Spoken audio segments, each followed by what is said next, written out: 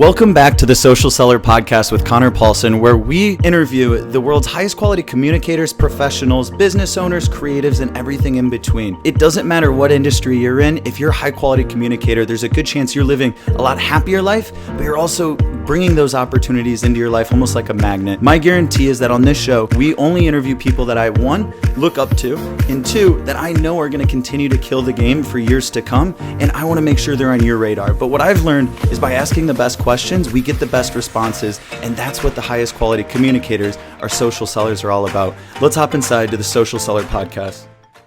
Welcome back to the Social Seller Podcast with Conor Paulsen. I am so excited. I'm going to hop right in. Now, we have a special guest, someone that flew in from Florida to not only celebrate this occasion, but is doing something unreal. Now, at 28 years old, I look up to this guy and I see him as years beyond that. And I'm so excited because if he's not on your radar, Connor Miller, yet, I'm sure he's going to be soon. Now, who is Connor Miller? Born and raised in Jacksonville, Florida. Flew in from San Diego for the first time today. Thanks again, my man. We've been looking forward to this for some time. You are the co-founder and CEO of ArdentX, a shipping and logistics company that is not only growing fast, that currently ships 80% of all the COVID rapid tests in the United States. Now, I know obviously that has happened over the last, year and a half, and we'll dive into that opportunity, or dive into that conversation, because you identified an opportunity when not only the world felt fear, which was natural, but you knew to look for opportunity. And that was very similar to a previous conversation. And to tell you the truth, I wasn't quite at the level that you guys were. And so I have mad respect, and I want to break it down today. Now, what's wild is that you are open and vocal that you have been to jail 5 times in your life. Now, one of those times you spent 13 months, wild, and then collectively out of those 5, almost 2 years of your life behind bars, right? Yep. Now, what's wild is that didn't define you like it does for the vast, vast majority. And I'm talking like you are a splinter cell of like what that might look like. What I want to dive into is not only your story, thank you for being here. Who are you and what brought you to San Diego today, brother? Good to see you. Well, yeah, man. Thank you for having me on. I mean, obviously, you and I have been kind of connecting here recently and, kind of speaking about this. And it's crazy because this was like almost a spur of the moment thing, and that's one thing that I've been learning to value more in my life, because I'm a big planner. I'm a big person who always needs everything planned out, every T crossed, every I dotted. I think it also just comes with the nature of the role that I'm in. But for me to be able to come out here and network more and meet some people that I look up to too, you're doing a lot of stuff that I look up to. We both live in different realms, and I think it's great that we can have a conversation like this that adds value to both parties. I appreciate it, man. And I don't know how to humbly say this, because we both have humble upbringings. What you are doing at ArdentX is at a level that is unreal, right? Like you guys are building, offices, warehouses that are square footages that I've first off rarely heard in my life of anyone, even in my friend circles, let alone we're going to be the same age in 3 days, right? And that is a wake-up call to me. And yet you can hear all this potential adversity, and I can relate to that, right? Like, sure. Am I proud of my first 2 years in college? No, I was trying to figure some shit out, and of course, unfortunately, I went to jail, right? And that was a wake-up call. I realized this is not for me. It was embarrassing, right? Now, you did something again that most aren't. What was it like growing up in Jacksonville, Florida? I don't know if I know that many people from Jacksonville. So Jacksonville, when I was growing up, was a very small town. I know you grew up in somewhat of a small town. Actually, what was it? Really small town. Dude, to you, it would be a village. Right. Yeah. Exactly. 100%. So Jacksonville, it was very low key growing up. Frankly, like all of these big developed areas were forest when I was growing up. So Jacksonville has really started to develop, I would say, over the last 5 years. Okay. But no, I mean, it was really suburban. I played sports growing up. That was basically my life. My whole goal in life was to become a professional baseball player. So I pretty much ate, slept, and worked every single day towards that goal. I didn't really value my education a lot. I was a terrible student, D's and F's. I actually just somehow got associated with the wrong crowd. When I was coming up, I had a lot of identity issues. During my upbringing, my parents were both alcoholics. My dad didn't get sober until I was like 16. My mom got sober when I was, I think, 11. And throughout my childhood, I was always told what to do. I was always told what I felt, told what I liked, told what I was needing to do in my life. So when I became an adult and I started to have a little bit of freedom, I was like, shit, I don't really know what to do with this because I don't really know who I am. So it was really easy for me to get off on the wrong track because I didn't have a strong foundation. And the kicker for me was I had an injury my sophomore year of high school. I was getting looked at by pretty much every D1 college that you can think of. I had gone and done visits to Miami. I had gone and done visits to FAU. I had gone to Appalachian State, Georgia, all these different places. And I had a shoulder injury. I injured my labrum and my rotator's cuff, and I had to get surgery. And I was out for an entire season, and they gave me painkillers whenever I had the surgery. And that was my first experience with any kind of hard drug. And, I took the painkillers, and it relieved a lot of the pressure of becoming a college athlete or a professional baseball player and like living up to these crazy expectations that were laid out for me. So, I was able to numb myself to those pressures and those feelings, and it was very hard to come back from that. So I didn't play for a year. I started to hang out with the wrong crowd because I couldn't practice. I couldn't really stay hooked up in what was going on because I was a big gamer. I always had to be involved and focused, so it was really hard for me to stand on the sidelines. I was always very competitive, so I felt like sitting on the sideline was like worthless. And I felt like everything that I had worked for in my life had been ripped away from me. And I went into this victim mode, and I started to self-medicate. Started to hang out with the wrong people, go to parties and use drugs. And I would say within 6 months of me using painkillers after my surgery, I was using hard drugs like heroin, crystal meth, Xanax, even smoking crack in high school. Wow. And it's not funny, but it's just unreal because like a lot of people don't understand like that stuff is pretty common in high school. Like the drug addiction thing and the hard drugs in high school is a commonality these days, dude. I see it everywhere. And we like to think it's not. I agree. Right, 100%. We like to think like, the kids know that they shouldn't do this stuff. And like, frankly, most of the kids that are doing those things are kids that actually have pretty decent upbringings, pretty decent parents that are decently well off in their life. Yeah. And these kids are searching for this validation and this self-identity because they're not getting it growing up. And that was me. So headed off on the wrong path. The first time I got arrested, I was 17. I got arrested 4 times after that before I finally stopped. I've been to 5 different rehabs. And none of those things were rock bottom for me.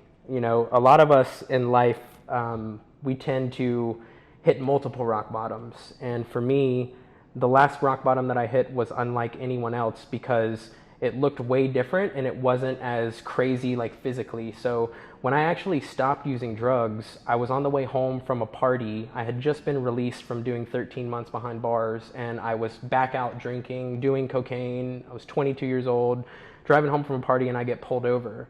And at that moment, I know I'm done.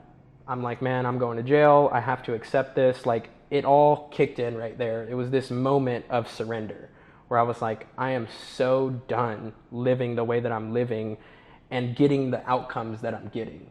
Yeah. And I never really correlated the fact that my outcomes were a direct reflection of my actions. Yep. And I had this blame game and this victim mentality, and I just wanted it to be everyone else's fault. And so the cop pulls me over. He asked me if I've been drinking, and I told him yes because I was just done. I had surrendered. I was ready. And he just looked at me kind of crazy, like, you sure you want to say that? And I was like, yeah, man, I've been drinking tonight, and I regret it. And he said, give me your ID. So I give him my ID, goes back to the car, longest 3 minutes of my life. Comes back to the car, asks me if I can get somebody to come pick me up. And it blew me away, because in my life I had only ever experienced like the most harshest of punishment type of things when I had gotten in trouble, right? Yeah. It was either jail or probation or rehab or like all of these things, right? So that night I realized something. I didn't understand empathy until the cop showed me that night. And it showed me that I wasn't worthless. And when I got home the next day, or I got home that night, and when I woke up the next day, I literally cried in the mirror for like 8 hours straight. And I was so done with my life, dude. Like, I was ready to die. And there was this voice in my head that kept just saying, this is not it. This is not it. And I never understood what that was until maybe like 2 years ago. And I reflected on it through therapy and going to like different counseling type things. And I realized like that voice was me realizing that that's not all my life had to be. Yeah. And it could be whatever I wanted to make it. So that day I factory reset my cell phone, deleted all the contacts, stopped hanging out with anyone that I had hung out with in the past, and made a decision that day that I was going to change my life. And from that day, I've never gone back, never relapsed, never been in trouble again. I began working in the transportation industry that day, and from then on it was only up. And it was crazy too, because like that rock bottom is way different than what you usually hear, right? Usually it's like, oh, you know, you got arrested and then you changed, or you overdosed and then you changed, and there's all of these things that I should have changed from. And it just made me realize, like, and this is just my opinion, like God puts things in our life when we're ready. And Absolutely. I was ready at that time to change, and I was ready to experience something different. And that night, I think, happened because God realized that I was ready to change my life. And from then on, it's just been up, dude. It's crazy. Damn. And it's weird though, right? Because like that's not a typical like rock bottom. No. You know? It's usually something average, no. crazy dramatic, like you overdosed and woke up in the hospital and you're like, I'm never doing that again, or, you know, something like that. And I had those things happen to me multiple times, dude. Overdosed in a bathroom, hit my head on a toilet, woke up in the hospital. Like several things that were crazier than that happened that didn't make me change. Yeah. You know, and it just goes to show like nobody will change in their life until they take the accountability to be like, dude, this is about me. Yeah. And this is on me to fix. You know, like when you're playing the blame game and the victim mentality, like you're never going to grow because you're not looking within and trying to fix the underlying issues. Because in my opinion, it wasn't about the addiction. The addiction is a side effect. I don't believe in the addiction being a disease. I don't believe in like you're just born with this shit. Like it's just not that way, dude. The real issue is unresolved trauma in people's lives, and that they don't know how to deal with it. And really, they shouldn't know how to deal with it because they've never been taught, right? So that's why you see counseling and wise counsel, you know? So it's the underlying trauma that keeps people going back to using and other things. It could be food, it could be sex, it could be any type of addiction. It could be working out, it could be working, it could be whatever. The underlying issue is always emotional. It's always some form of unresolved trauma, and everything that you're doing to cover it is just a side effect. Let's just let that soak in for a second. Wow. So much to unpack there. And first off, again, incredible communicator, big part of a social seller. This is why I want to make sure Conor is on your radar. We met a few hours ago in person. I had a good feeling. I had a feeling you probably thought the same. And we chatted once or twice prior. It was going to be like this. Now, to be able to hop in and to condense the story, that's the other thing. And I know you said that was something you were working on. Something I'm always working on too. Props. I see you loop it well. Your tonality, everything, and I realize I can follow that well. And it's valuable because you're also entertaining, and that's a really high, like that's a high level leadership trait, right? Because it's not how well we communicate, it's how well our message is received. And I'm sure you felt that too. Now, you didn't have a common, so to speak, rock bottom experience. Now, what I think a lot of what you've explained, you went to rehab 5 times, right? And I'm sure at that point you were hurting family, whether you knew it or not, or you wanted to accept it or not. And like all this was happening, and there was a growing amount of pain, and there could be pain physically, there could be pain emotionally, there could be pain spiritually, and I'm sure there's other versions potentially too, right? Now that happens. I also think what happened to whatever degree, was you felt a threshold of pain that was so much. And it allowed you to have a mindset shift. And I say this because this is something Tony talks about, and a lot of them talk about. And it didn't make sense to me until like a year ago. Sure. And I had to hit another low, but it was a low that I hadn't felt before. Sure. And the upside is why we're having this conversation today is because we're both proud to, tell anyone that we are levels and magnitudes better than that version of ourselves. And we've worked on ourselves. We've made that commitment that, damn, this hurts. And eventually it's not about us. And eventually it's knowing there is this little voice. And a lot of times, unfortunately, you have to hit that low where nothing else really starts to matter. And I don't want to say that as like that's what needs to happen, because that looks different for everyone. And I also have a lot of friends that have grown up in great environments, great caregivers, to really harsh, and they're incredible people, and they didn't go through this, like they didn't go, their life didn't take this path. Sure. So to whoever maybe this appeals or relates to, maybe that could make a little sense, because well, I mean, I think the biggest thing is like people have to realize like you don't have to go all the way to the bottom of the elevator before you get off. Amen. Like yeah, you exactly, can learn man. from the people around you and the bottoms that they've hit, and then decide to do something different. Like, and that's one of the reasons why I share these kind of things, because like I almost feel like it's my responsibility because of the gift that I have of still being alive. Yeah. Like, I don't think that I'm still around after everything that I've done. Like, bro, I've overdosed like 7 times, like 2 times waking up in the hospital, defibrillators. Like, that is something that I shouldn't be here because of, right? So when I think back, and like we talked about earlier, there's a spiritual aspect to that where I kind of feel like part of me is doing God's work by showing people that they don't have to hit rock bottom, and they can turn to other things and these constructive and productive things instead of drugs and escapism, because the world that we live in right now, there's so much escapism, and it's in TV, it's in the food that we eat, it's in online going and scrolling on social media every day, like the type of things that we're consuming. And I think if we can get people to understand that they can actually, damn, I don't even realize where I was going with that, bro. I don't realize where I was going with that. I'm going to stop on that one. We're in control. We're in control, right. There's 100%. addictions. Addictions can take any form. It can, and And I'm guilty of them too, and that's something consciously I'm working on. And that's something I work with coaches on. Sure. For me, that's the outlet, right? Because some people can physically do it. That might be the type that, through college or high school could like not show up to class, learn from a textbook. That wasn't me for the most part, sure. Right? I liked that engagement. I liked a little bit of accountability. I liked someone to talk to.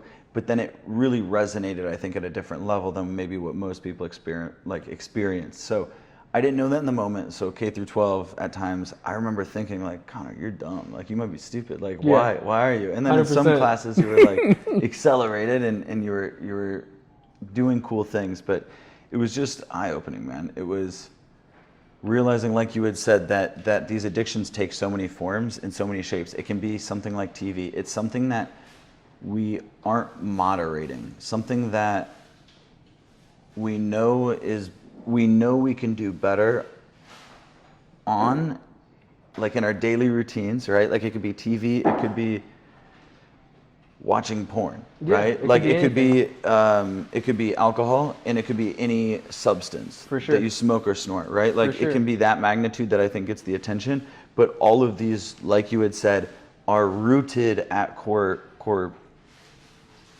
seeds that get to be uncovered. To a lot of people, that shit's scary. To a lot of people, that is unknown. As in, I didn't even know that exists. What the hell are you guys even talking about, right? Because I didn't know this.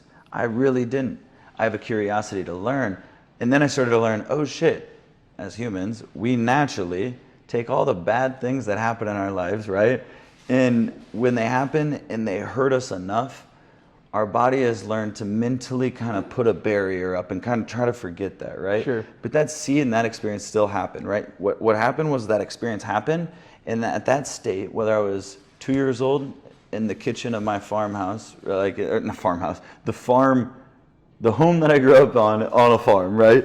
To like an experience in college that happened, right? the emotions that can happen that are associated to an experience are what get tied. Now, when they're unpleasant or adverse, especially as a kid, does a 2-year-old know how to handle adversity? Of course Someone not. screaming, someone yelling, someone not liking something?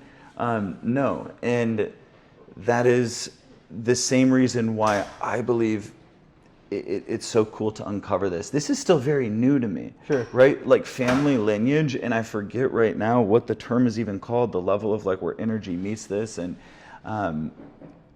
I see how it happens, but I don't know enough yet to speak on it. That'll be in the future. I think a lot, like for me, man, was like I didn't respect myself for the longest time, and I didn't love myself for the longest time. And one of the things that kept me from being able to change my life is I always wanted to do it for everyone else, right? Like I always hated the way that I made my parents feel. I always hated the look on my younger brother's face when he realized that I stole his money for something at school that he needed to go do. And I always wanted to get clean because I hated the way that I was making them feel, right? But it was never because I respected and loved myself. And I don't think I truly changed my life until I learned how to do that. And I think that's huge, man. Like the biggest path for success for anyone in life, whether it be monetarily or just you building something for yourself, or, you know, let's say you just want to travel, or like whatever you want to do, is figuring out how to love yourself and to build yourself up into a strong enough person to where you don't let yourself treat yourself badly. Yeah. Right? That was what it was for me, dude. Once I finally loved myself, it was easy for me to change, because I was like, why am I doing this shit to myself? Like, I love me. I don't need to be doing this. You know, and I think that was a huge pivotal moment, because a lot of people do try to change for everyone else and it never works. What made it sustainable for you though? Right? Because you can hit that rock bottom, right? And you can say, yeah, this rock bottom was different. And I agree. And anyone would agree, Sure. I think. Now, why did you sustainably maintain that belief, right? The same concept or analogy that I want to give is you pay money, or maybe you go to a free event and you go to I don't want to say a Tony Robbins, because Tony events are incredible from what I hear. I haven't been to one. But it's like you go to this like hoorah event, right? And it's a weekend event and you meet some people and they're like, you can do it. And, you know, going into Monday, you're like, I can do it. And by Thursday, you're like, it's gone, right? But So, what allowed you to maintain that? Was it? Couple things. One of the biggest things here is that in my life, I had a huge history of loving the feeling of being motivated, but not doing the actual work. So once I realized like, hey, look, I feel motivated to do this stuff right now, but I have a history of giving up when shit gets hard, that's something that I'm not going to repeat. And you consciously like ingrain that into your brain every single day when shit gets hard and you're like, okay, I've been here before. What did I do last time? Well, I turned back and said, fuck it, I'm not going to keep trying. Yeah. So the recipe here, and what I've realized like in life with a lot of people, is a lot of people try and fail and then they're done, right? Well, the recipe for me was try, fail, try, fail, try, fail, try, fail, try, succeed, right?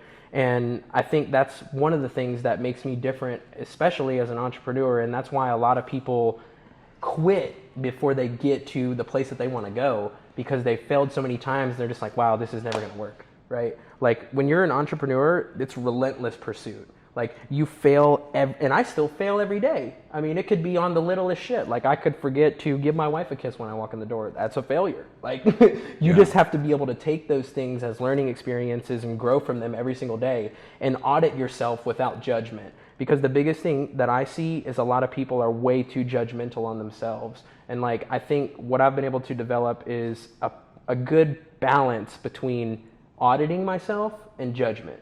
Right? Because like judgment of myself is never good, because I'm actually like doing the best that I can. And as long as I know I'm doing the best that I can, then I shouldn't judge myself. Yeah. But auditing myself helps me every single day, because that helps me learn from the decisions I made that have negative outcomes, or if I could improve on something, rather than being like, oh man, I can't believe I did this. Like a lot of people do that, and really like, dude, you have to give yourself some slack and forgiveness and be like, okay, well, yeah, I did this, but like, what can I do now? Right. And when you started this point, you mentioned like, you know, I fail every day, right? And I agree, and I get that. What I didn't realize at some points throughout this process of entrepreneurship, aka one of the world's best self-development journeys, it's that we can talk about it as a failure, but that's never how we view it in the moment throughout the week. Not at all. It is, like you said, right after, but I don't think, I would have loved if someone would have hit that one point that I needed to hear. And it's that one point of everything's a learning lesson. And I'm 100%. viewing that as it. And I'm going after fear, not as like I need to do something way out of my comfort zone once a month. No, like every day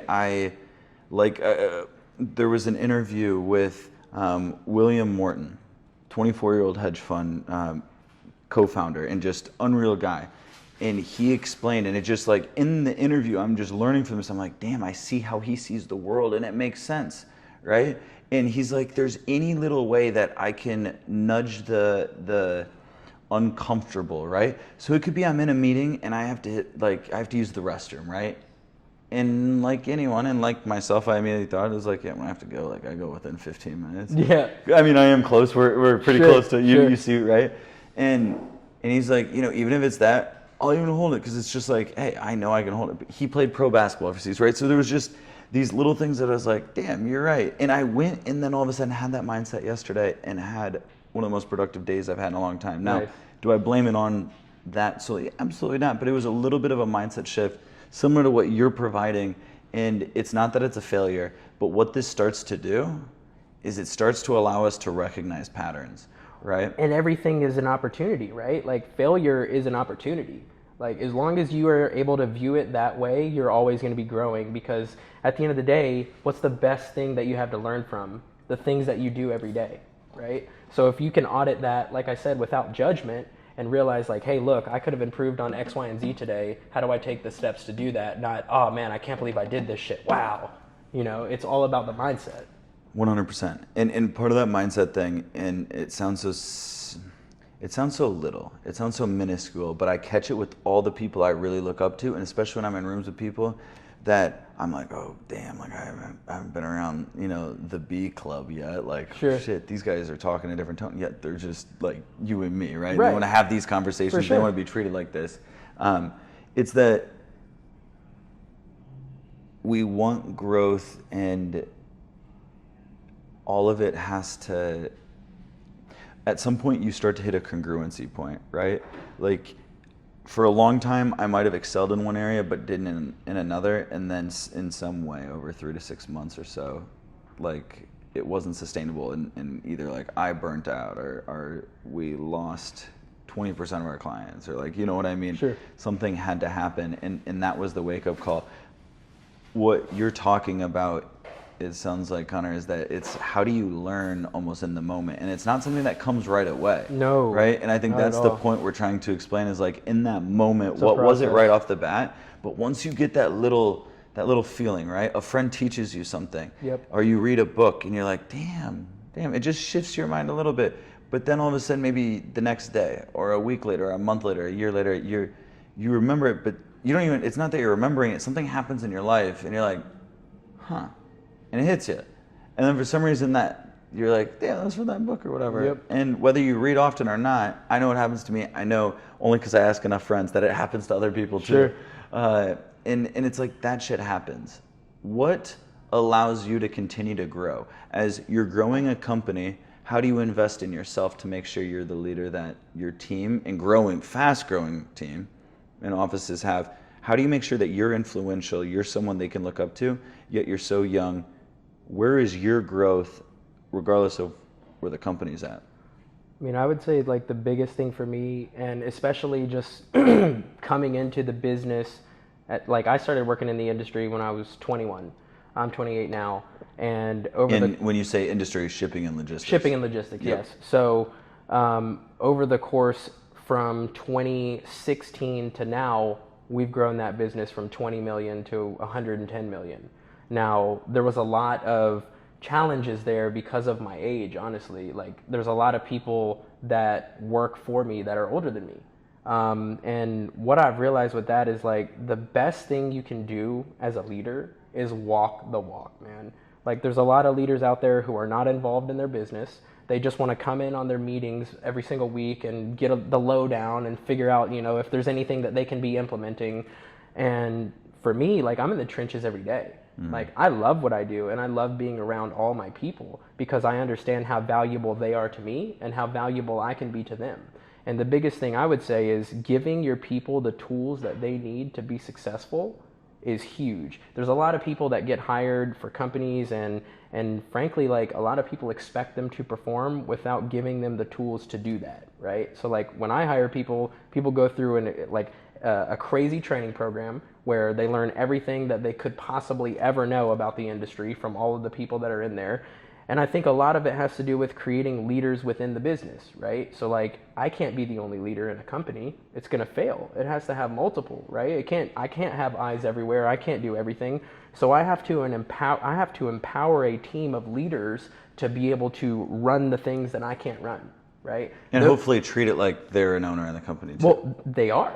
Yeah, and yeah, exactly. 100%. Getting to the second point. That's how they're treated. Like, dude, I mean, I would never expect my employees to do something that I wouldn't have done as an employee. Mm-hmm. And I think part of me is as successful as I am in my role because I was an employee before all of this, right? So when I was an employee, I was like, man, I don't really like how a lot of this stuff is done. And I was like, I guess I could probably change that, right? So when I got into the role that I'm in now, I was like, okay, well, now I can just make decisions that I know are the right decisions and implement things to strengthen our culture and have the people realize, like, hey, they're part of this team and we're all growing collectively towards this common goal. And, I think a lot of people don't understand that it's not all about money. Like, with your employees and stuff, like, people value their time too, man. Like, you can't just expect people to work 24/7 and be on call all the time and, like, be happy. It just doesn't work like that. And you can't just bonus the people and expect them to be okay with it. Mm-hmm. The biggest thing that I see is companies don't set upfront expectations, and they don't have those realistic. They don't have those uncomfortable conversations, like where it's like, hey, let's just say we have a whole bunch of revenue on the board and you have to work till 8 p.m. How are you going to feel about that? Right? That's the conversation I have with my employee when they get hired before they even ever have to do that, right? Because the last thing I want to do is sell them the dream and deliver bullshit. That's the worst thing you can do as a leader. The best thing they can do is be highly transparent and walk and lead by example. Amen. And again, a takeaway that I've worked on is being quality leaders and effective communicators, especially in sales. The most conservative communication, condensing conservative metrics that you give them, right? You're trying to sell a product, right? It's not that you're overselling, right?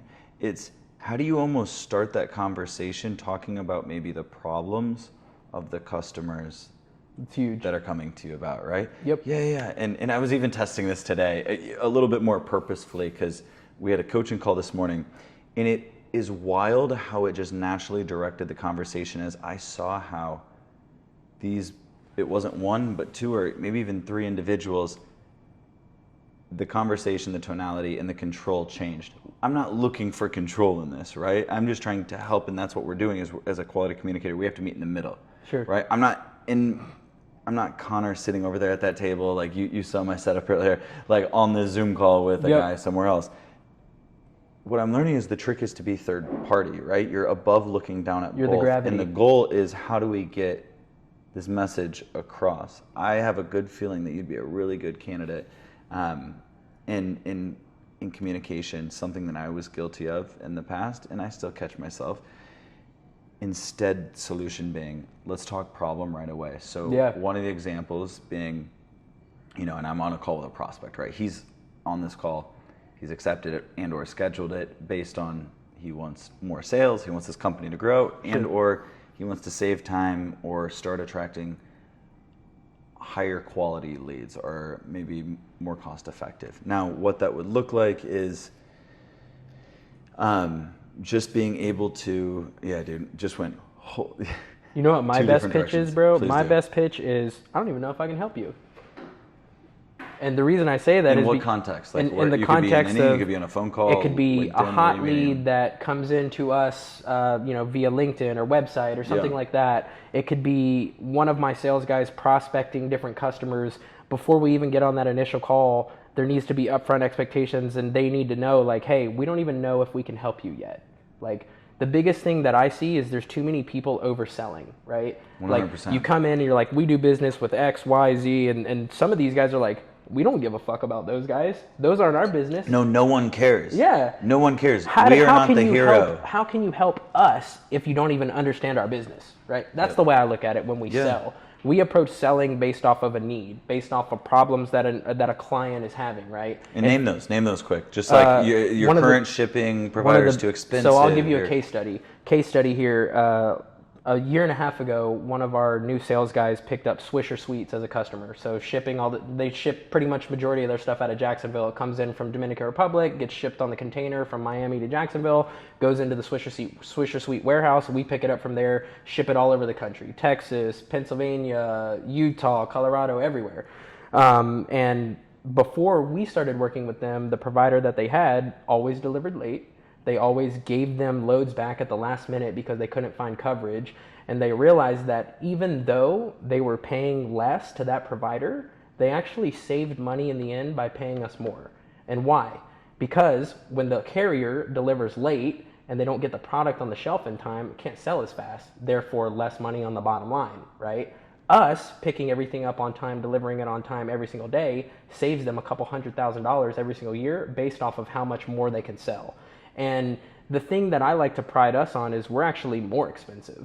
We don't want to be competitive with pricing. We don't want to be the guys that's like, yeah, we'll come in and do it for cheaper than all these guys, because there's too many problems. There's too many people that are trying to do that, right? No one wins when you're fighting for the lowest 100%. price.